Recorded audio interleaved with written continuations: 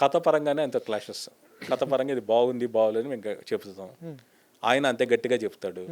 ఆ మేరకు డిస్కషన్స్ తప్పితే, క్రియేటివ్ డిఫరెన్సెస్లో తప్పితే పర్సనల్గా ఏ ఇష్యూ లేదు హరిశంకర్ గారితో. అంటే ఆయన స్క్రిప్ట్ పేపర్ కూడా కింద పడడం ఆయన నచ్చదు.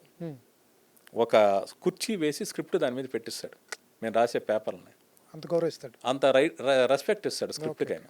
అది రామయ్య వస్తావా చెప్పేశారంట కదా సార్ మీరు?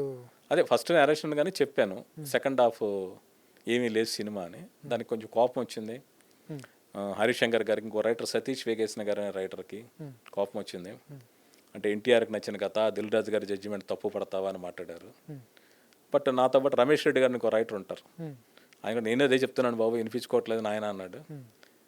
అది జరిగింది. నియంతృత్వంతో ప్రజా ఉద్యమాలను ఆపగలరా? బెదిరింపులతో ప్రజా గొంతుకను నొక్కగలరా? తెలుగువారి మనస్సాక్షి సాక్షి టీవీ.